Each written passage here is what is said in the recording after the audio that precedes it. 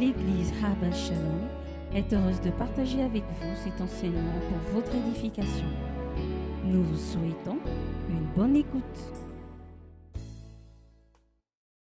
Nous allons continuer notre message du dimanche passé. Le thème de ce message est derrière... Ah non, je ne le dis pas. Est-ce que quelqu'un se rappelle? Ah bon, il est déjà là, c'est bon. Les gens ont déjà lu. Je voulais faire une introduction rapide. C'est derrière la montagne qui se trouve ton élévation. Alléluia. C'est derrière la montagne que se trouve ton élévation. Alléluia. Un rappel pour ceux qui n'étaient pas là. J'avais expliqué par la grâce de Dieu que toute chose qu'on veut obtenir a un prix à payer. Le salut a été payé par quelqu'un. Il n'a pas été gratuit. Quelqu'un a payé le salut que nous obtenons au prix de sa propre vie. Mais j'ai expliqué que le salut, ce n'est pas parce que Jésus est mort à la croix que tu as directement le salut. C'est juste une porte qu'il a permis d'être ouverte pour que toi tu aies accès à Dieu. Mais si toi tu ne viens pas rentrer par cette porte, si tu ne payes pas le prix de te lever et de marcher et d'entrer, alors ne t'attends pas à ce que le salut que Jésus a mis disponible soit ton partage. Alléluia. Donc il y a un prix à payer. C'est derrière la montagne que se trouve ton élévation. J'ai expliqué que la montagne était en quelque sorte le prix à payer pour pouvoir obtenir certaines choses. Dans la Bible, elle symbolise beaucoup plus le lieu où on va rencontrer Dieu, où on va prier. Mais quand on lit le verset du Matthieu 17, 20 qu'on a lu jeudi passé, c'est à cause de vos incrédulités, comme Jésus le dit, leur dit Jésus, je vous dis en vérité, si vous aviez de la foi comme un grain de sénévé, vous direz à cette montagne, transporte-toi d'ici là, et elle se transporterait. Rien ne vous sera impossible. Donc la montagne représente un obstacle, elle représente un problème, elle représente une situation difficile, elle représente une complication. Elle représente des épreuves. Alléluia. Donc en reformulant le sujet, c'est derrière les difficultés, les problèmes, les épreuves, les limites, les blocages, les souffrances, les accusations injustes, les injustices subies, les maltraitances, les humiliations, les mépris, que se trouve ton élévation, ta bénédiction, ton équilibre, ta délivrance, ta réussite, ton succès, ton mariage, ta promotion, ta liberté, ta sanctification, ta paix et même ton salut. Alléluia. Nous savons que les apôtres ont été éprouvés. La majorité sont morts éprouvés. Dans les années que nous vivons, il y a des gens qui meurent à cause du nom de Jésus. Mais quand on les attrape, on leur demande juste de renoncer à Jésus. Mais quand on les attrape, quand on les maltraite, c'est une épreuve. Mais ils savent qu'au travers de cette épreuve, leur salut est derrière. Ils sont prêts à passer par là. Parce que mieux vaut pour toi finir avec Dieu que de finir sans Dieu. Alléluia. Et j'ai expliqué que Jésus-Christ a porté le nom au-dessus de tout nom parce qu'il est passé au travers d'une montagne. Il a surmonté une montagne. C'était ce sacrifice difficile qu'il a subi. Quand vous lisez la parole de Dieu, même la croix, on appelle ça la croix du calvaire. C'est-à-dire une grande souffrance, une grande humiliation. Un roi qui a été humilié. Son nom a été porté très loin à cause du fait qu'il a accepté de passer par là et non pas de dire non, je ne veux pas. Vous avez vu à la montagne de Gethsemane, il était en train de suer, le problème était difficile. Et il a dit à Dieu, mais si ça pouvait s'éloigner de moi cette épreuve, vraiment, ça me ferait du bien. Mais ce n'est pas ma volonté que je cherche. Je sais qu'il y a une gloire énorme derrière. Je suis prêt à passer par là. Alléluia. Et j'ai expliqué encore le fait que si un grain ne meurt, il ne peut pas porter du fruit. Tu veux voir des choses, tu veux obtenir des choses. Comprends qu'il faut que tu meurs. Il faut que tu meurs. Je n'ai pas dit physiquement, mais il faut que tu meurs. Toutes les épreuves que Dieu permet qu'on subisse et qu'on vit, c'est pour nous faire réaliser qu'on n'a pas à s'attacher à qui que ce soit. On doit s'attacher à lui. Et celui qui s'attache aux hommes ou aux choses de ce monde n'est pas encore mort. Sa chair est vivante. Parce que quand ta chair est vivante, ton attachement n'est pas à Dieu. Il est ailleurs. Et la Bible dit que si un grain ne meurt, il ne peut pas produire du fruit. En Jean 12, 24. Et si tu n'es pas encore mort, il y a plein de choses que tu ne peux pas voir dans ta vie. Alléluia. Il y a plein de choses que tu ne verras pas. J'ai parlé aussi du fait que la tentation est une montagne utile pour notre sanctification. La tentation est une montagne utile pour notre sanctification. Si tu ne vis pas dans la tentation, si Dieu ne te tente pas avec le péché, tu ne pourras pas parfaire ta sanctification. Et je nous ai fait comprendre qu'il est très, très important de ne pas se sentir autrement lorsqu'on a des difficultés. On doit réaliser que ce qu'on est en train de vivre de difficile cache une bénédiction.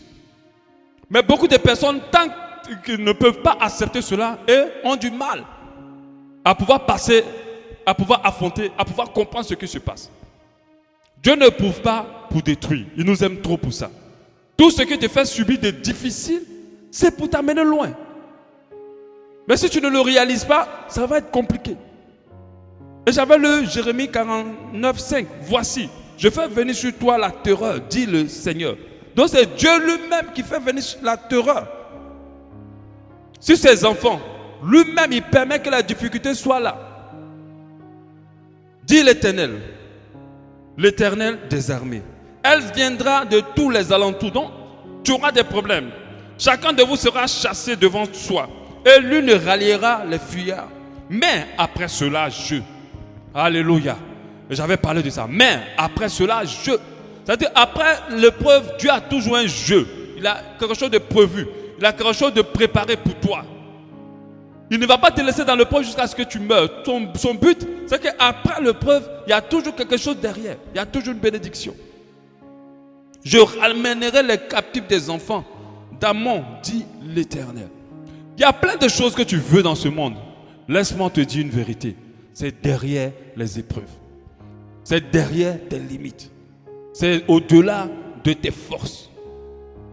Bon, pas dans le sens d'au-delà de tes forces, mais au-delà des forces que toi tu penses avoir. Parce que Dieu te donne la force qu'il faut pour chaque épreuve. Il ne permettra jamais à ce qu'une épreuve soit au-dessus de toi. Donc après cela, mais après cela, Et j'avais donné quelques exemples de situations de personnes. Joseph, il a été jeté comme esclave. On pensait qu'on est en train de le détruire. Mais après qu'il a vécu esclave, Dieu l'a élevé. Dieu l'a fait gouverneur d'Égypte. Alléluia. Dieu l'a élevé. Après la prison, Dieu l'a élevé. Après l'accusation injuste, Dieu l'a élevé. On a parlé du cas d'Abraham. Après la situation avec son fils, où il devait le tuer, Dieu l'a élevé. Il fallait qu'il passe par cette situation de vouloir tuer son fils. C'est Dieu d'aller pouvoir tuer son fils. Parce que Dieu l'a demandé. Mais s'il ne passait pas par là, Dieu n'allait pas accomplir la promesse qu'il y a à lui. Lui donner une multitude d'enfants. Augmenter sa prospérité de génération en génération. On a parlé de la situation de Job, qui après une situation difficile, en un jour, il a perdu et ses enfants et tout ce qu'il avait. Après cela, Dieu l'a donné le double de ce qu'il avait perdu. Il est devenu riche.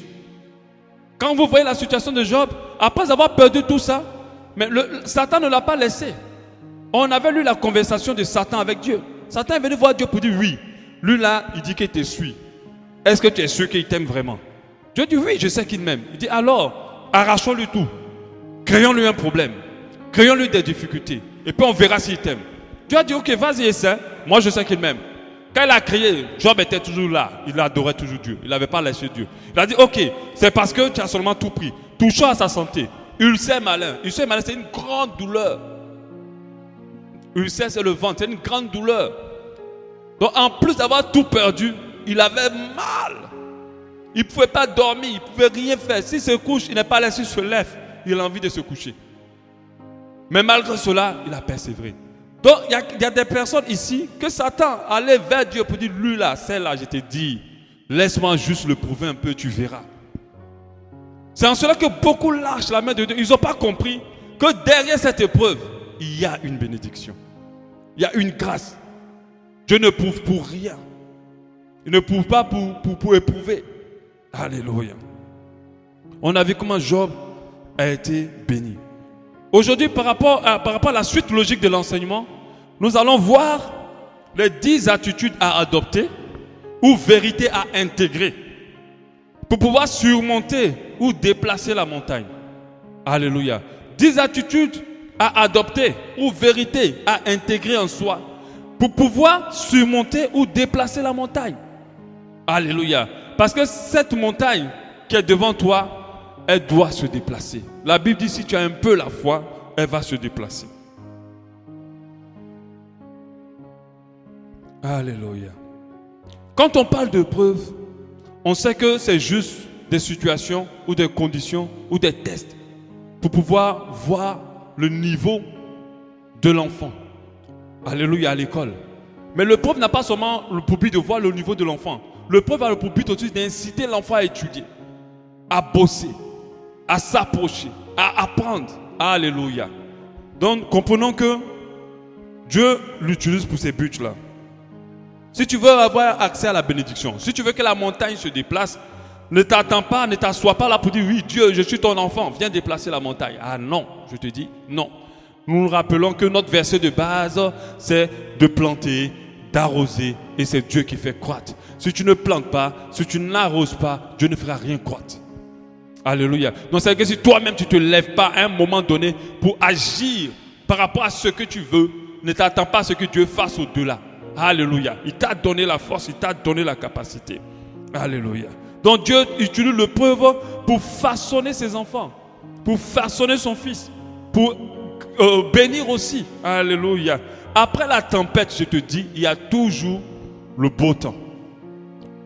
Mais la durée de la tempête va dépendre de toi. La Bible dit, le malheur atteint souvent le juste et Dieu l'en délivre toujours.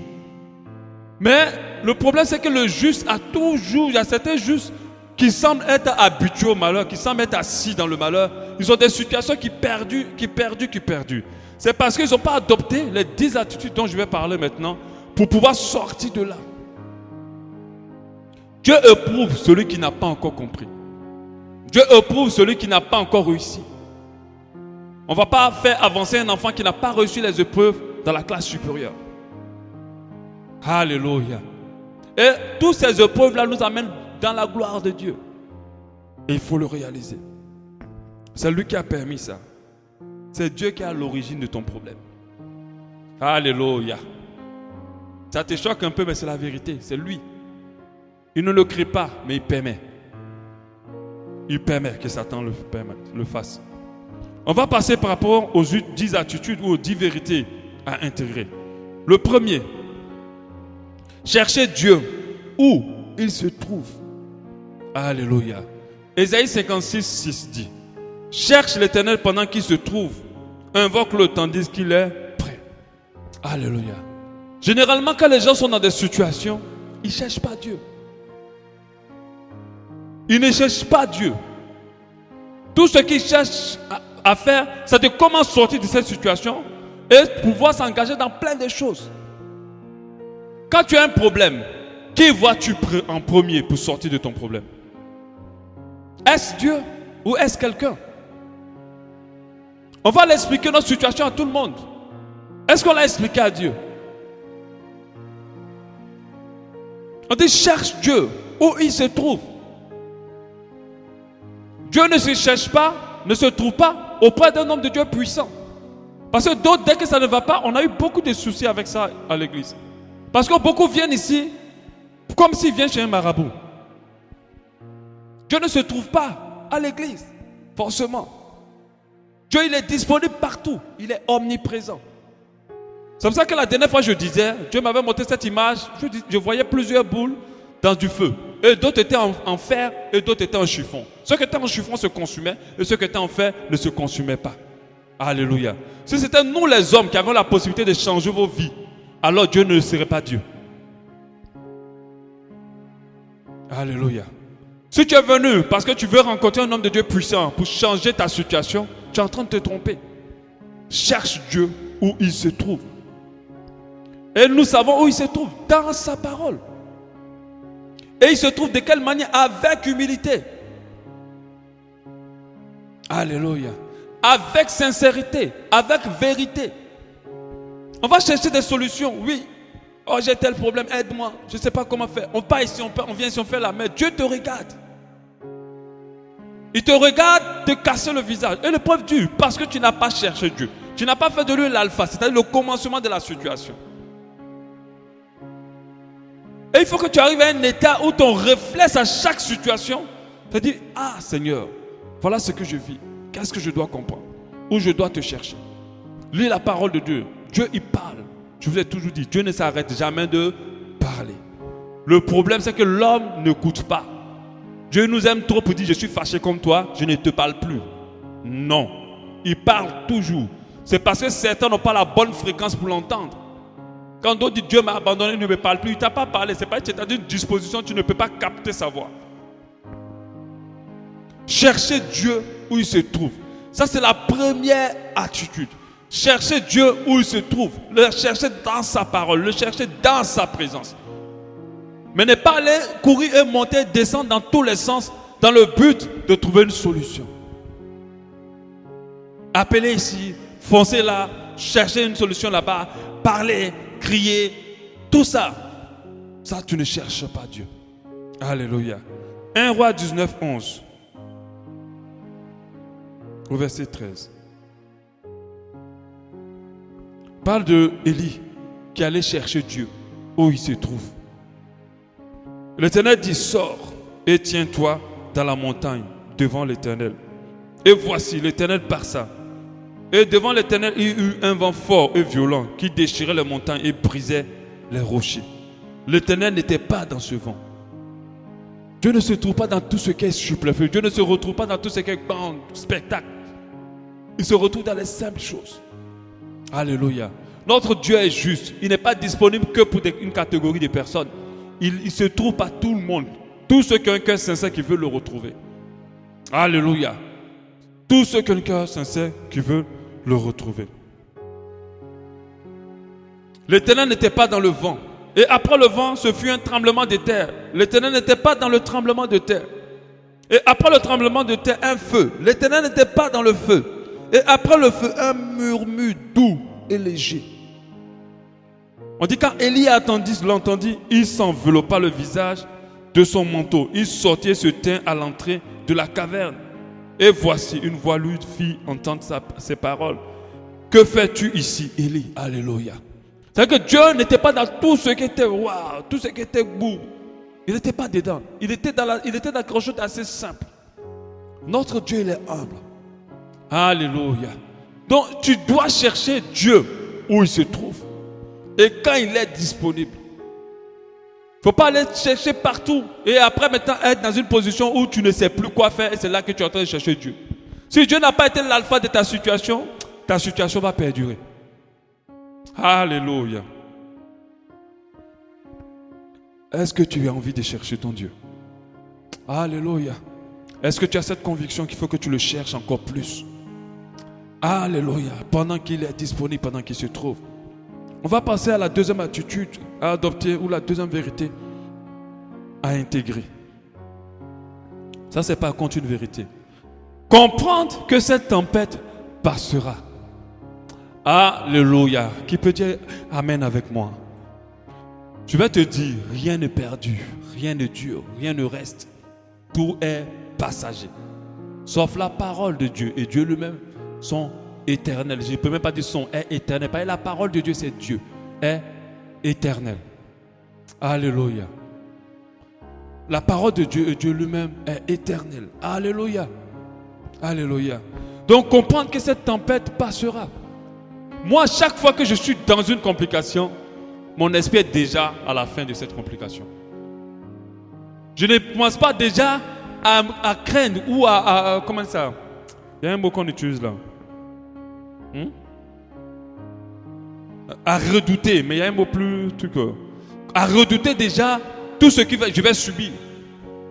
Je ne commence pas déjà à redouter, à craindre tout ce qui va se passer. Mon esprit n'a pas le temps de parcourir le déroulement de la situation. Je suis toujours après la situation. Parce que je sais que toute situation passera. Aucune situation n'est censée venir rester. C'est pour ça que la Bible parle de souvent le juste. Le malheur atteint souvent le juste. Si dans ton esprit, tu es en train de voir comment ta vie va être détruite par cette situation, alors tu n'as pas compris que cette situation elle est juste là pour passer. Alléluia. C'est une vérité que tu dois intégrer. Rien n'est éternel. Maintenant, c'est toi qui peux la retenir dans ta vie pour qu'elle reste longtemps. Sinon, tout est passager. Quand Dieu crée une épreuve, il crée le moyen d'en sortir. Alléluia. Quand il crée une situation, il ne la crée pas seul. Il crée le moyen d'en sortir. Tu ne sais pas. Mais si tu le cherches où il se trouve, tu comprendras qu'il avait prévu un moyen de te sortir de là. Il n'a jamais créé des situations sans sortir. Alléluia. Certaines personnes n'ont pas assez de patience pour attendre la sortie. Parce que dès que la situation se passe, elles n'ont pas cette conviction, cette vérité en elles pour comprendre que ça va passer. Il faut déjà te projeter sur la fin de cette situation. Alors elle passera réellement, elle ne durera pas.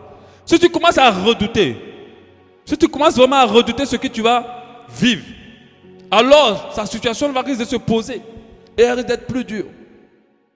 J'aimerais dire une vérité. Une situation a plus de douleur dans la vie de quelqu'un en fonction de l'état d'âme de la personne. Si ton cœur est rempli d'espoir, tu ne sentiras pas ce que tu vis.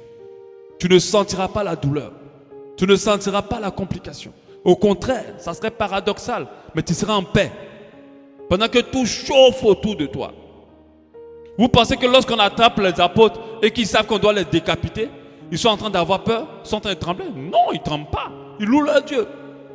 Et c'est comme ça que, je crois que c'est Paul, avec les autres, on loue leur Dieu. Jusqu'à ce que comment c'est Pierre ou Paul? Paul? Voilà, Paul et Silas, jusqu'à ce que la prison même s'ouvre. Ils savaient qu'on allait les décapiter. C'est clair. Mais eux, ils n'avaient pas peur. Parce que peu importe la situation, quand tu sais qu'elle passera et que ton Dieu a déjà prévu le moyen d'en sortir, tu n'es pas paniqué. Parce que si tu n'as pas cette attitude-là, tu risques de vivre la situation du pasteur dont on m'a parlé au Libéria. Un pasteur super connu, c'est pour ça qu'il faut faire attention de ne pas courir vers la popularité, mais de courir vers la parole de Dieu et l'enseignement véritable. Donc quand la guerre a commencé, on l'a attrapé à la frontière.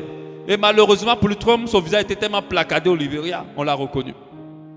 Donc sur place, on lui a demandé, toi là, tu renonces à Jésus maintenant, sinon on te coupe. Devant lui, ils avaient déjà tué un lot de personnes couchées, égorgées même avec le sang partout. Il a dit, pardon, je renonce à Jésus. Je renonce à Jésus, laissez-moi la vie sauve. Je renonce à Jésus.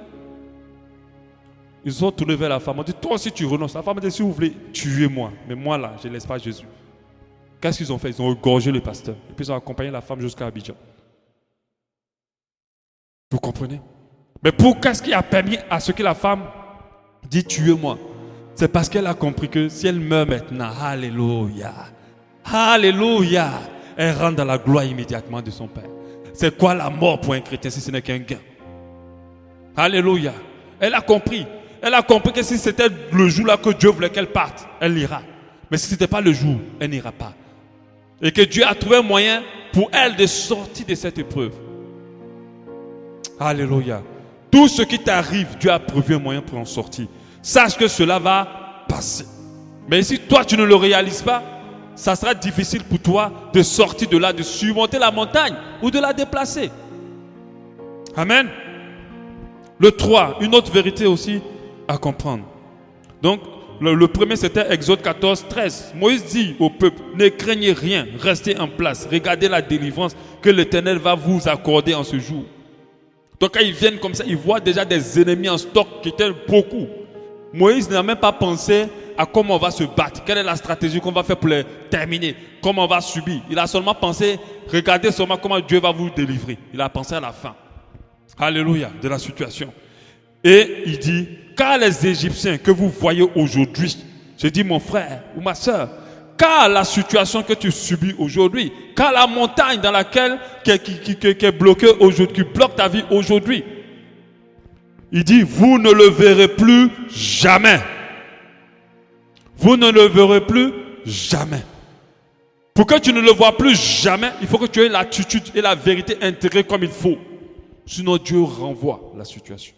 Dieu permet à ce qu'elle revienne. C'est pour cela que vous allez voir des gens se retrouver avec un même problème à chaque fois. Ça va se calmer, mais ça revient. Ça revient. Parce qu'ils n'ont pas compris qu'en réalité, c'est passager. Alléluia. Dans ce que tu vis actuellement, tu ne le verras plus jamais au nom de Jésus. Pense à la fin. Commence à réfléchir ce que tu vas faire lorsque toute la tempête sera éteinte. Alléluia. Le 3, une autre vérité à intégrer. Comprendre que cette tempête n'est pas pour notre mal et pour nous détruire. Ne pas craindre le pire. Alléluia. Ça veut dire tout ce qui t'arrive de difficile. J'ai dit, mon frère, ma soeur, ce n'est pas pour ton mal. Même quand des gens sont en train de chercher à te faire du mal, en réalité, ils comprennent, ils ne savent pas qu'ils sont en train d'être utilisés par Dieu, je dirais, pour te faire du bien. Il y a certaines personnes qui n'auront jamais atteint certains niveaux si elles n'étaient pas passées par certaines difficultés. Il y a certaines personnes qui n'ont jamais atteint un niveau d'élévation s'il n'y avait pas des gens qui les ont haïs et qui ont cherché à les détruire. Elles n'arriveront pas.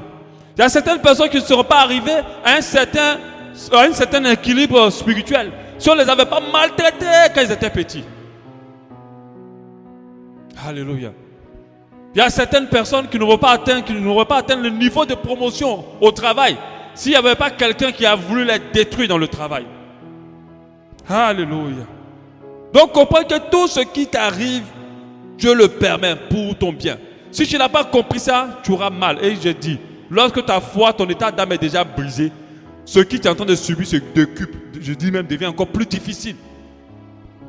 Alléluia. Devient encore plus difficile. Matthieu 7, 9. Lequel de vous donnera une pierre à son fils s'il lui demande du pain, ou qu'il demande un poisson, lui donnera-t-il un serpent? Si donc méchant comme vous l'êtes, vous savez donner de bonnes choses à vos enfants, à combien plus forte raison votre Père qui est dans les cieux donnera-t-il de bonnes choses à ceux qui les lui demandent?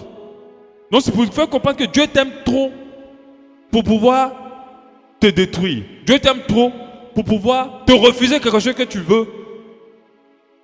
Alléluia. S'il te refuse quelque chose, c'est qu'il prépare quelque chose de meilleur pour demain. Donc tu dois comprendre que si tu as refusé maintenant, c'est que ce n'est pas le moment. Est-ce que vous savez qu'il y a des bénédictions qui ont détruit des gens?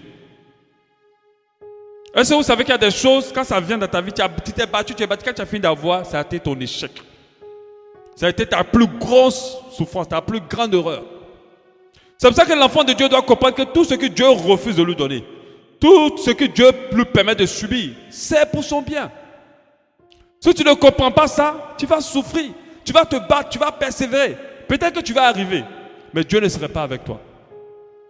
Comme l'histoire de Balaam. Dieu a dit, ne va pas maudire mon peuple. Il a persévéré parce qu'il y avait l'argent à la clé.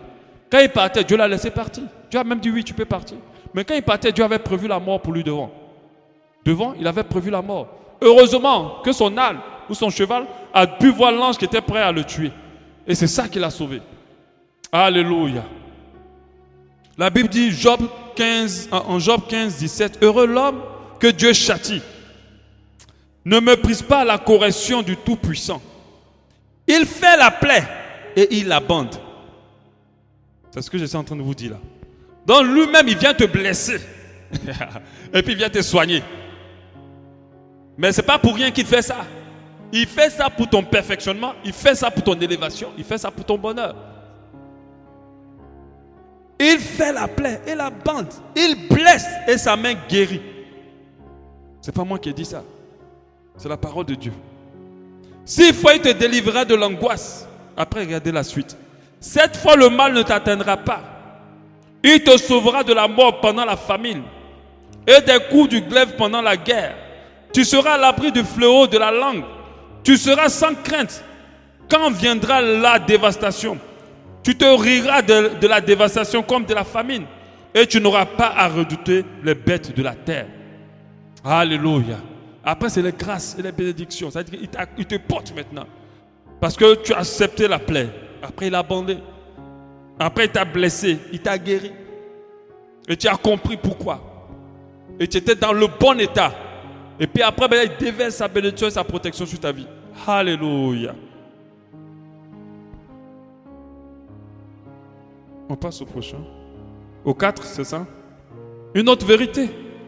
Comprendre que nous avons assez de force pour surmonter l'épreuve et que nous sommes équipés pour y arriver et que nous y arriverons. Alléluia. Vous savez, la victoire, on ne la remporte pas parce qu'on a les plus puissantes âmes. On la remporte parce qu'on sait s'en servir. Est-ce que vous comprenez? Mais je te dis, Dieu n'a jamais créé de situation dans ta vie où il ne t'a pas équipé pour sortir de là. À chaque fois qu'il crée des choses difficiles, il t'a donné et la force et les armes pour sortir de là. Mais si tu ne les utilises pas, alors il y aura un problème. Donc tu dois comprendre que tu es assez fort. Il ne faut plus dire je n'en peux plus, je n'en peux plus. Comme d'autres qui pleurent devant Dieu. Il y a d'autres là, le trône de Dieu est mouillé. Quand ils arrivent devant Dieu, ils vont pleurer, pleurer, pleurer. Après l'épée à côté de toi, lève-toi, essuie tes larmes et prends ton épée et termine les esprits malins qui sont en train de t'embêter. Alléluia. Tu dois pouvoir te lever et prendre l'épée pour dire trop c'est trop. Pour ceux qui n'ont pas écouté la colère 7, trop c'est trop. Le dimanche je suis passé. Je ne veux plus continuer à vivre comme ça. Me pleurer. Oh Seigneur, qu'est-ce que j'ai fait? Pourquoi moi? Où tu es Seigneur? Tu m'as abandonné? Non. Je ne vais jamais. Tout ce que tu vis, tu as la force de sortir de là. Tu es équipé pour sortir de là. Dieu n'est pas injuste pour permettre une situation de ta vie où tu n'as pas les moyens de sortir de là. J'ai dit en amont qu'il crée une situation, mais il crée toujours un moyen d'en sortir. Et tu dois le comprendre. Tu dois comprendre que tu as assez de force. C'est pour cela que quand tu vas venir chez moi, ne t'attends pas à ce que j'ai pris pour que la situation parte. Je vais travailler pour que tu te rendes compte que tu as de la force. Je vais travailler pour que tu réalises que tu es capable. Je vais travailler pour que tu comprennes, avec bien sûr l'aide du Saint-Esprit, que tu es équipé pour sortir de là. Vous n'allez pas prendre un devoir de terminale pour donner à un enfant de 3 ans. Et tu dis, il faut réussir, hein? Arrive à terminer tout le devoir. Dieu n'est pas comme ça. Dieu n'est pas comme ça. Si tu as donné un devoir de terminale, c'est que tu es en terminale. C'est que tu es en terminale. À chaque niveau de ta croissance spirituelle, il y a un niveau pour toi. Alléluia. Dans 1 Corinthiens 10, 13 dit, aucune tentation ne vous est survenue qui n'ait été humaine. Et Dieu qui est fidèle ne permettra pas, ce que vous soyez tenté au-delà de vos forces, ne permettra pas. Parce que quand on dit tentation, c'est le diable. Quand on dit épreuve, c'est Dieu. C'est le même mot ou les mêmes situations qui ont 2 noms différents. Mais avec la tentation, mais avec l'épreuve, il prépare aussi le moyen d'en sortir. Avec la montagne devant toi, il prépare le moyen d'en sortir, afin que vous puissiez la supporter. Déjà d'en sortir, tu as la force de supporter la situation. Elle n'est pas censée te déséquilibrer. Elle n'est pas censée te faire penser au suicide. Elle n'est pas censée t'enlever le goût de la vie. Elle n'est pas censée te pousser à couper avec tout le monde. Elle n'est pas censée t'amener à gaspiller tout. Elle n'est pas censée t'amener à pleurer et à être déprimé. Elle n'est pas censée t'amener à gaspiller ton travail. Parce qu'il y a d'autres qui vivent des preuves qui ne permettent plus d'avoir de la force de travailler. Non. Le but de cette épreuve, c'est de te faire grandir, de t'amener loin. Et tu dois le réaliser. Et Dieu t'a donné la force de pouvoir supporter. Alléluia. Comprendre 5. Comprendre que le but de cette épreuve, comprendre plutôt le but de cette épreuve de la part de Dieu, comprendre la leçon. Alléluia. Ça, c'est une chose que j'ai compris depuis. À chaque fois qu'une situation arrive, c'est que Dieu veut te faire comprendre quelque chose. Si tu n'as pas compris ces choses-là, il ne faut pas t'attendre à ce que Dieu l'arrête. Il ne faut pas t'attendre, même si ça s'arrête, il ne faut pas t'attendre que ça ne reviendra pas. Parce que tant que ne t'a pas fait comprendre, il ne va pas passer à autre chose. Parce qu'il veut que tu comprennes pour pouvoir te préparer à ce pourquoi il veut que tu arrives. Alléluia. Donc, comprends la leçon. À chaque fois qu'une situation se crée dans ta vie difficile, tu dois chercher la face de Dieu, bien sûr. Mais on te demande, Seigneur, qu'est-ce que je dois comprendre? Parce que beaucoup ne comprennent pas.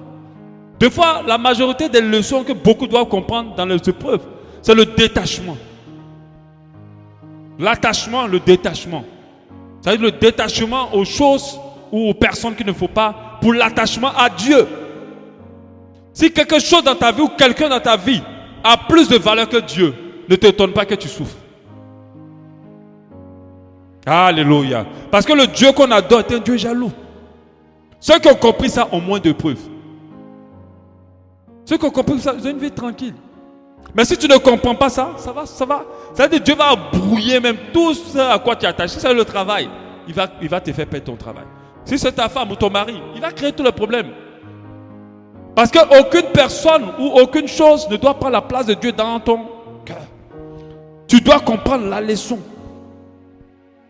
Parce que la parole de Dieu dit en Proverbe 16, 14, l'Éternel a tout fait pour un but. Tout fait pour un but. Dieu ne permettra pas à ce que tu sois éprouvé pour rien. Aujourd'hui, les églises hors de l'existence existent encore aujourd'hui parce que Dieu éprouve beaucoup de personnes. Si les gens n'avaient plus de problèmes, les églises seront vides. On verra personne ici. Mais l'épreuve, ce n'est pas seulement pour t'attacher à n'importe quoi, c'est pour t'attacher à Dieu. Tout ce que Dieu permet, c'est pour nous attacher à la source, c'est-à-dire lui-même. Parce que si tu n'es pas attaché à la source, il y a plein de choses dont tu ne pourras pas avoir accès. Surtout au royaume. Parce que quand Jésus reviendra, il ne prendra pas des gens qui ont fait des extras dans l'église, qui ont fait des choses extraordinaires dans l'église. Il ne prendra pas des gens qui ont délivré ou fait plein de choses. Il prendra les gens qui ont le cœur attaché à Dieu. Parce qu'aucune personne ne peut se lever vers le ciel si son cœur n'est pas attaché à Dieu. C'est une évidence. Aucune personne ne peut expérimenter des choses véritables et extraordinaires si son cœur n'est pas attaché à Dieu. Aujourd'hui, le monde a réduit la bénédiction aux choses physiques. Mais j'insiste toujours à rappeler et à faire comprendre aux gens que ce n'est pas ça la bénédiction. La paix, c'est une grande bénédiction. La paix, c'est une denrée rare. La paix, c'est une chose extraordinaire. Alléluia. C'est pour ça que notre assemblée existe, pour que tu aies la paix. La paix du cœur. Et que cette paix-là reste. Et que rien ne puisse te la faire perdre. Alléluia. Donc Dieu a tout fait pour un but. Donc tu dois comprendre le but de l'épreuve. Pourquoi il est en train de faire. Donc quand tu as compris le but de l'épreuve, alors tu te positionnes en fonction de ce but-là. Si Dieu a créé cette épreuve pour te détacher, alors commence toi-même à te détacher pour que la tempête se calme. Parce que si tu ne te détaches pas, elle va continuer. Elle va continuer. Dieu a amené beaucoup de personnes à lui par les épreuves. Alléluia. Elles ont compris que sans Dieu, je ne peux plus vivre. Vraiment, je préfère m'attacher à lui. Elles ont compris la leçon. L'épreuve s'est arrêtée. Il y a des personnes, c'est parce qu'on les a sérieusement dénigrées avant qu'elles sont devenues celles qu'elles sont aujourd'hui. Prenez les success stories. Vous allez voir la majorité des success stories, c'est des personnes qui ont reçu dans leur vie. Il y a eu des situations toujours difficiles. Vous vous rappelez, dimanche passé, j'ai parlé de Nelson Mandela. Son nom aujourd'hui est même au-delà du nom d'Obama. Obama ne peut pas atteindre son niveau. Il est africain. Combien d'écoles dans le monde entier portent son nom? Obama ne peut même pas atteindre ce niveau. Combien de stars dans le monde lui ont rendu allégeance? Obama ne peut pas atteindre ce niveau. Parce qu'Obama n'est pas passé par une épreuve. Il n'a pas payé le prix de ce niveau-là. Alléluia. Mais lui, il a payé ce prix-là. C'est pour ça qu'il a atteint ce niveau.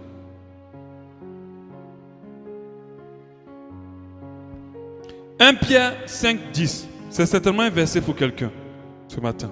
« Le Dieu de toute grâce qui vous a appelé en Jésus-Christ à sa gloire éternelle, après que vous aurez souffert pour un peu de temps, vous perfectionnera lui-même, vous affermira, vous fortifiera et vous rendra inébranlable. » Et certainement c'est le verset pour quelqu'un. 1 Pierre 5, 10. « Le Dieu de toute grâce qui vous a appelé en Jésus-Christ à sa gloire éternelle, après que vous aurez souffert un peu de temps. » C'est ce que Dieu a prévu. Il n'a pas prévu que tu souffres longtemps. Après que vous ayez souffert un peu de temps. Parce que si tu souffres longtemps, c'est parce que tu n'as pas compris beaucoup de vérités, tu n'as pas l'attitude qu'il faut. Vous perfectionnera lui-même. Donc son but c'est pour te perfectionner. Vous affermir, c'est ton but c'est pour te fortifier. Vous fortifiera. Va affermir ta foi et vous rendra inébranlable. C'est-à-dire quand tu vas sortir de là, ce genre de situation-là ne peut plus te bousculer. Quand tu vas sortir d'une épreuve, quand tu réussis une épreuve, le même type d'épreuve ne peut plus te bousculer. C'est pour ça que le diable passe à autre chose. Il ne reprend plus ça. Parce qu'il sait que s'il renvoie, ça te dit rien. Amen. 1 Pierre 5, 10. 6. Discipliner ses pensées. Waouh. J'ai beaucoup d'entretiens, mais les pensées sont un grand ennemi. Alléluia. Ceux qui arrivent à contrôler leurs pensées ont déjà gagné la moitié de l'épreuve, ont déjà déplacé la montagne à moitié. Parce que l'arme redoutable que le diable utilise contre ceux qui sont éprouvés, c'est les pensées. C'est les pensées. Quand les amis de Pierre étaient venus autour de lui, c'était une lutte de pensée. Ils étaient en train de parler seulement pour mettre une pensée en Pierre, en Job. Mais Job luttait pour que ces pensées-là n'entrent pas en lui. C'était une lutte.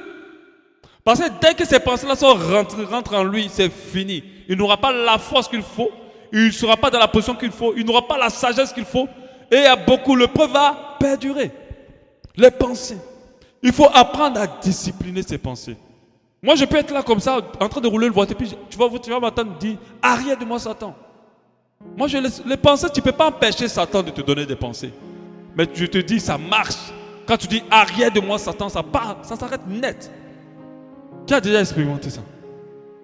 Ah, il y a Marcel qui a expérimenté à certaines personnes. Tu dis, arrière de moi, Satan. Dès que ça commence, parce qu'il y a des gens qui aiment les pensées mauvaises. Ils pensent dans tous les sens. Ils grillent ici, ils grillent là. Après, ils grillent en haut, ils grillent en bas. Ils ajoutent des oignons dessus. Le poivre, le sel. Le temps qu'ils vont finir là, le cœur est brisé en même temps. Vous savez ce qu'on appelle irriter. Irriter, c'est lorsqu'une mauvaise parole est beaucoup retournée dans votre cœur. Quelqu'un peut te faire du mal, t'insulter, mais ça va t'irriter quand tu vas commencer à retourner sur les injures ou sa manière d'avoir fonctionné avec toi dans ton cœur. C'est là que le cœur va commencer à être blessé.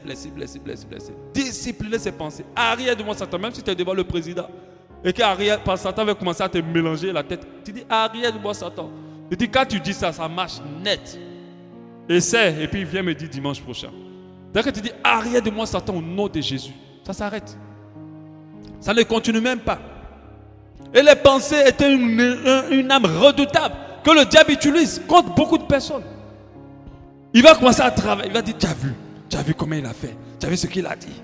Ah ouais. Il commence à tourner. Tu as vu, apparemment tu es maudit. Apparemment tu as une malédiction sur ta vie. C'est pour ça que quelqu'un ne marche. Ah, apparemment on m'a dû me laver dans quelque chose. Oh, c'est peut-être ma maman qui est une sorcière. Oh, ça part. Et puis tu es là maintenant, bouf. Tu n'as rien compris. Satan est un menteur. Tout ce qu'il te dit, c'est du mensonge. S'il te dit que ça va perdurer, c'est du mensonge. Il sait quoi te dire pour enflammer la situation et surtout te faire perdurer dans l'épreuve. Philippiens 4:8. Au reste, frères, que tout ce qui est vrai, tout ce qui est honorable, tout ce qui est juste, tout ce qui est pur, tout ce qui est aimable, tout ce qui mérite l'approbation, ce qui est vertueux et digne de louange soit l'objet de vos pensées. Dieu n'a pas dit que tout ce qui fâche, tout ce qui met en colère, tout ce qui pense que c'est une foutaise, il n'a pas dit ça. Il dit tout ce qui est pur, juste, aimable, tout ce qui est vertueux, soit l'objet de vos pensées. Parce que si tu laisses ces choses à être l'objet de tes pensées, tu ne peux pas rester dans l'épreuve. L'épreuve va vite finir. Vite. En plus de ce que tu vas obtenir du fait que tu vas être équilibré physiquement et spirituellement, tu vas être béni. Alléluia. 7. Veillez sur ces paroles. Alléluia. Quand tu écoutes des fois des gens expliquer leurs problèmes, tu comprends pourquoi ils sont toujours dedans. Quand la personne même t'explique son problème, il n'y a même pas une petite parole de foi dans sa explication. Il n'y a pas une parole positive dans son explication. Moi, une chose dont j'ai horreur, c'est de conclure les situations. Quand tu viens m'expliquer ton problème, tu dis, pasteur, je suis foutu. Ça ne va plus aller. Ça ne va plus aller. Je ne sais pas comment je vais faire. Et puis, pasteur dit, mais qu'est-ce qui se passe? Oui, tu as vu, mais tu as déjà conclu. Tu as confessé que ça ne va plus aller. Pourquoi tu viens chercher une solution? Je dis toujours aux gens, les premières paroles qui sont plus fortes sur vos vies, c'est vos paroles à vous-même. Ce n'est pas les paroles des gens. Ton papa peut te maudire, mais ta malédiction de ton papa n'est pas plus forte que ta propre malédiction sur ta vie. Ou sur ce qui t'appartient. Parce que tu parles mal de ton fils ou de ta fille. Toi là, tu es trop bête. Tu vas rester bête. Même tous les sorciers n'ont pas assez de puissance pour rendre l'enfant bête. L'enfant va vraiment être bête. Les paroles. Quand vous expliquez une situation, faites attention. Parlez de cette situation avec foi, avec assurance et prononcez que des paroles de bonnes. Faites très attention. Quand on a vu la situation, le cas de cette histoire avec Jésus et Lazare, quand Lazare est mort, Jésus n'a pas dit Lazare est mort. Il n'a même pas réussi à prononcer ça. C'est parce que ses disciples lui ont mis trop la pression. Il dit Lazare dort. Jean 11, 1. Après ces paroles, il leur dit Lazare, notre ami, dort. Mais je vais aller le réveiller. Les apôtres qui n'ont rien compris disent monsieur, s'il dort, c'est qu'il n'y a pas de problème. On va aller le réveiller. Ils ont tellement essayé de dire bon, c'est bon, Lazare il est mort. Mais il a compris que comment tu appelles ta situation définit la puissance de ta situation. Si tu nommes ta situation déjà d'un échec, il sera un échec. Alléluia. Quand tu parles de ta situation, ne conclue jamais négativement. Après avoir parlé, dis mais je sais que Dieu est avec moi. Mais quand tu parles au pasteur, le pasteur même est rassuré. Ah, pasteur, voilà ce que j'ai fait, voilà ce qu'il a fait ou elle a fait, voilà ce que j'ai subi, on m'a renvoyé, voilà, on m'a frappé, on m'a humilié. Mais je sais que Dieu est avec moi et qu'il me sortira de là. Alléluia. Je sais qu'il est avec moi et qu'il est puissant et que j'arriverai à surmonter cette situation. Mais quand tu restes dans la négativité, moi-même je ne sais même pas, je n'arrive pas, ma santé ça ne va même pas, c'est compliqué, je ne comprends pas. On a regardé, si on n'a rien vu, oh, ça c'est une fusion nocturne, voilà. Et puis ça rentre dans les esprits, et puis c'est tellement pour parler négativement. Mais les paroles, ce n'est pas seulement à ce que tu dis, mais aussi à ce qu'on te dit. Alléluia. Fais attention aux paroles, ce n'est pas seulement à ce que tu dis. On n'explique pas son problème à tout le monde. Amen. Parce qu'il y a des paroles que des gens vont te sortir qui vont aggraver ton état. Qui vont affaiblir. Je précise que la dureté d'une situation dépend de ton état d'âme. Ça dépend de ton état d'âme. Si ton âme est renforcée, ton âme est remplie d'espoir et de courage et d'assurance, tu ne sens pas que tu vis quelque chose de difficile. On peut même t'annoncer qu'un proche est en train d'être opéré. Ton cœur, il est tranquille. Mais d'autres, quand ils attendent ça, ils s'évanouissent déjà sur place. Parce que leur état d'âme n'est pas dans la bonne situation. On n'explique pas à tout le monde. Fais attention à qui tu parles. Et fais attention à ce qu'on te dit. Vous savez, notre Dieu est au-dessus de la pensée des hommes. Il a dit, mes pensées ne sont pas vos pensées. Et c'est dans Job qu'il le dit. Parce que ses amis étaient en train de parler. Et Dieu a dit, ses pensées ne sont pas les pensées. Les pensées de Dieu ne sont pas leurs pensées. Fais attention à ce qu'on te dit. Sinon, ça risque d'attiser l'épreuve. Ça risque d'attiser. Tu dois faire attention aussi quand ce que tu subis vient de quelqu'un. Fais attention à ce que tu dis au sujet de cette personne. Alléluia. Il faut couvrir la nuit. Il faut parler avec un bon cœur, un cœur pur. Ne parle pas selon ta colère. Ne parle pas selon ta frustration. Parle vraiment positivement. De telle sorte que cette situation-là passe. Alléluia. Et que Dieu s'élève, qu'il agisse. 8. Garder son cœur plus que toute autre chose. On va bientôt terminer. La Bible dit, garde ton cœur en Proverbe 4, 23, plus que toute autre chose, car c'est de lui viennent les sources de la vie. Donc ne médite pas ta vengeance. Ne laisse pas des pensées rentrer dans ton cœur. Ne laisse pas plein de choses rentrer. Ne commence pas à réfléchir négativement. Ne commence pas à laisser la colère se développer. Alléluia. Ne commence pas à laisser ton cœur aller dans d'autres choses. Si ton cœur commence à ressentir quelque chose de mauvais ou de mal ou d'irritable ou de vengeance ou de plan négatif ou mauvais, tu dois pouvoir le purifier devant le Seigneur. Ah Seigneur, pardonne-moi. Donne-moi de libérer mon cœur. Je ne veux plus penser à ces choses. Je ne veux plus garder ça dans mon cœur. Alléluia. Car la Bible dit, c'est à Dieu la vengeance, à Dieu la rétribution. Ne laisse pas l'amertume prendre la place. Quand l'amertume rentre dans ton cœur, alors ton épreuve, tu vas perdurer dedans. Tu vas perdurer. Si l'amertume prend place, c'est que si tu commences à détester la personne qui te fait du mal, ton épreuve va durer. La montagne ne se déplacera pas. Si tu commences à laisser la peur et l'angoisse prendre de la place, ton épreuve va durer et perdurer. Parce que c'est seulement l'assurance et la foi qui changent les situations. Alléluia. Et tu dois comprendre cela. En 9, s'investir et s'appliquer à l'obéissance de Dieu. Ce que Job vivait n'était pas du tout de sa faute. parce qu'il était juste. Mais il y a beaucoup de situations qui t'arrivent, c'est de ta faute. Alléluia. Les gens savent facilement accuser l'autre. Oh, c'est lui, c'est lui. Quand tu vois quelqu'un expliquer son problème, tu as l'impression qu'il n'aime pour rien. Mais en fait, c'est faux. Il est toujours pour quelque chose. Tu dois comprendre que dans la situation, tu dois t'investir, t'appliquer à obéir à Dieu. Donc, qu'est-ce qui t'a mis dans cette situation? Tu dois te poser la question, quel a été mon rôle dans cette situation? Donc, tu dois comprendre, Dieu va te le révéler si tu cherches. Parce que la Bible dit, celui qui cherche, il trouve. Donc, si tu cherches vraiment à savoir où tu as joué un mauvais rôle, Dieu va te le montrer. Mais quand il te montre, obéis. Obéis à sa parole. Tu ne peux pas rester loin de Dieu et vouloir qu'il travaille. Si ta situation est créée parce que tu vis avec un homme qui n'est pas ton mari ou une femme qui n'est pas ta femme, alors tu dois sortir de là avant de demander l'aide de Dieu. Si tu restes dedans, Dieu ne peut rien faire. Parce que la grâce et la faveur de Dieu est dans l'obéissance. C'est dans l'obéissance. Si tu obéis, alors Dieu agira. Dieu, il est pour le juste. J'avais envie de développer ça, mais je pense qu'on aura le temps de développer. Le juste, ce n'est pas le chrétien qui vient à l'église. Le juste, c'est quelqu'un qui vit maintenant pour Dieu. Qui ne veut plus, mais que Christ vit en lui. C'est lui le juste. Ce n'est pas quelqu'un qui est conduit par ses émotions. Ce n'est pas quelqu'un qui est conduit par sa colère. Ce n'est pas quelqu'un qui est conduit par ses ambitions de la chair ou personnelles.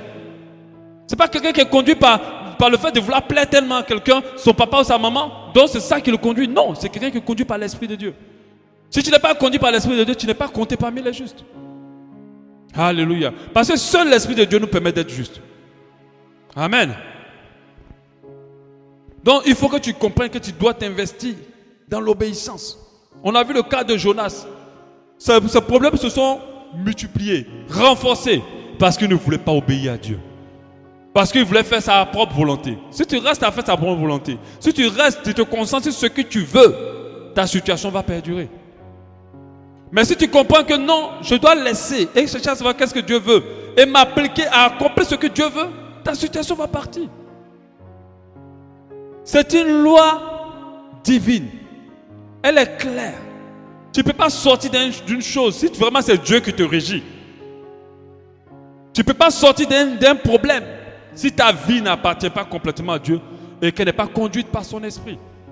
Si ce n'est pas le cas, ton problème va perdurer et tu ne pourras pas sortir de là. La désobéissance, c'est ce que j'ai mis ici, attise l'épreuve. Attise l'épreuve. On a vu beaucoup de situations, on a voulu aider des gens. Mais elle veut que le problème se règle sans obéir. Elle veut que la situation finisse sans qu'elles obéissent. Quand on leur dit non, en fait, tu dois changer ça, ou tu dois faire maintenant ça, les personnes préfèrent dire non, on veut me contrôler, ils préfèrent partir. Mais ce n'est pas le cas. Vous savez, l'homme ne voit pas loin, mais Dieu sait, il connaît notre avenir, il sait ce qui est devant, il connaît les situations, il connaît toutes choses. Et si tu t'es investi à l'obéir, alors tu marches avec assurance. Moi, je sais que la voie que je suis en train de suivre actuellement, elle m'amènera tout droit dans le royaume de Dieu. Mais elle me permettra d'être béni dans ce monde. Alléluia. Elle me permettra, je le suis déjà, et je vais être encore plus chaque année. Aucune année depuis que j'ai connu Jésus a été mauvaise pour moi. Ce n'est pas pour me vanter, c'est une réalité. Chaque année a été toujours meilleure que la précédente. Et tous mes ennemis ont été toujours écrasés seuls, sans que j'intervienne. Pas parce que je suis meilleur, parce que j'ai compris que tout est dans l'obéissance à Dieu. Tout est dans la consécration à Dieu. Rien n'est ailleurs. Et je ne suis attaché à rien si ce n'est qu'à mon Dieu. Alléluia. Je m'investis en rien si ce n'est qu'à mon Dieu.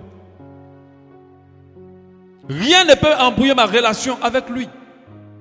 Si tu vas avoir un problème avec moi, cherche à me séparer de Dieu. C'est là qu'on aura un problème. Mais tout le reste, je peux supporter. Mais pas ça. Alléluia. Alléluia. 10. Le dernier. Gardez la foi en Dieu. Espérez en lui. Persévérer dans la foi. La Bible dit en Hébreux 11, 6, 12. De 6 à 12, c'est long. Vous allez pouvoir lire jusqu'à la fin. Oh, sans la foi, il est impossible de lui être agréable. Car il faut que celui qui s'approche de Dieu croit que Dieu existe et qu'il est le rémunérateur de ceux qui le cherchent. C'est par la foi que Noé, divinement averti des choses qu'on ne voyait pas encore, est saisi d'une crainte respectueuse, construit une arche pour sauver sa famille. C'est pas elle qui condamna le monde et devint héritier de la justice qui s'obtient par la foi. C'est par la foi qu'Abraham, lors de sa vocation, obéit et partit pour un lieu qu'il devait recevoir en héritage et qu'il partit sans savoir où il allait. C'est par la foi qu'il vint s'établir sur la terre promise, comme dans une terre étrangère, habitant sous les tentes, ainsi qu'Isaac et Jacob, les co-héritiers et de la même promesse. Car il attendait la cité qui a de solides fondements, c'est celle dont Dieu est l'architecte et le constructeur. C'est par la foi que Sarah elle-même, malgré son âge avancé, fut rendue capable d'avoir une postérité, parce qu'elle crut à la fidélité de celui qui avait fait la promesse. C'est pourquoi, d'un seul homme déjà usé de corps, naquit une prospérité nombreuse, comme les étoiles du ciel, comme le sable qui est au bord de la mer, qu'on ne peut compter. Alléluia. C'est par la foi. La foi doit te pousser à croire que Dieu fera. La foi ne doit pas te permettre de douter qu'il est avec toi. La foi doit te permettre d'avoir de l'assurance si sa procédure qu'il utilise. La foi doit te permettre de la confiance à sa main puissante. Alléluia. La foi doit te permettre de ne même pas compter sur qui que ce soit. Que dans ton esprit, tu ne vois que Dieu seul. La foi doit te pousser à croire que ça va passer et que ça passera réellement. Alléluia. La foi doit t'amener à ne plus jamais avoir peur. Parce que celui qui a peur n'a pas de foi. Celui qui a peur ne compte pas sur Dieu. Parce que si tu sais qui est Dieu, tu ne peux pas avoir peur. Si tu sais qui il est réellement, tu ne peux pas avoir peur. Si ta foi est sur lui, tu ne peux pas avoir peur. Celui qui a peur n'espère pas vraiment en Dieu. Alléluia. Donc tu dois avoir cette attitude-là de foi. Tu dois croire que Dieu va agir et il va agir réellement. Il a dit si tu ne doutes pas, tu le verras s'accomplir. Alléluia. Alléluia.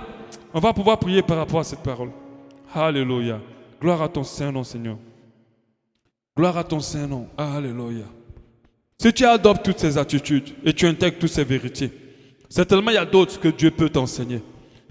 Je crois et je ne doute pas une seule seconde que la montagne se déplace, que la montagne passe. Mais comprends que tout ce que tu le vis parce que Dieu veut te bénir. Tu le vis parce que Dieu veut te perfectionner. Tu le vis parce que Dieu veut te lever. Tu le vis parce que Dieu veut te sauver.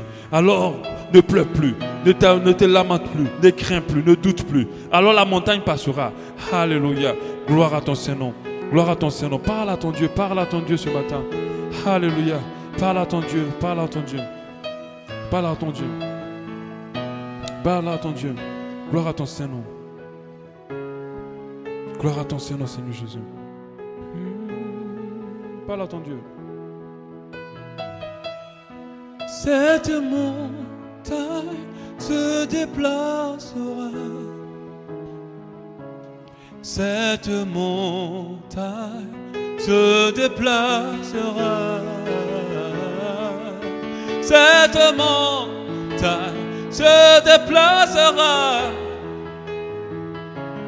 par mon esprit, dit le Seigneur. Cette montagne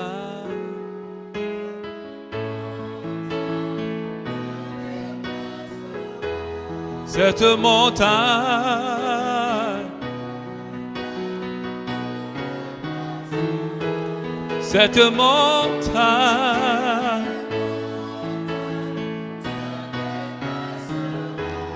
par mon esprit, dit le Seigneur.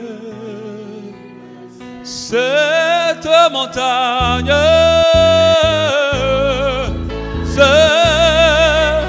cette montagne se déplacera. Oh, par mon esprit se déplacera.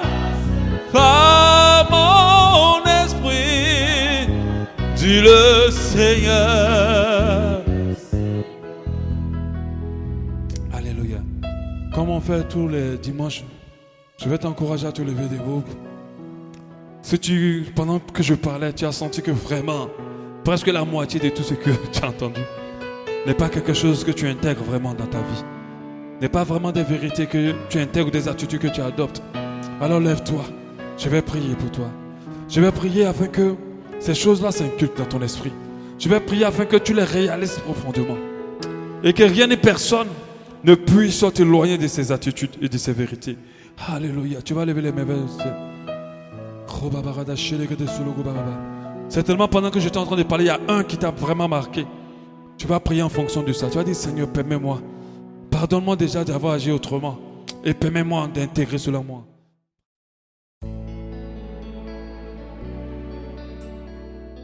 L'église Abba Shalom remercie le Seigneur pour cet enseignement qui perfectionnera votre foi.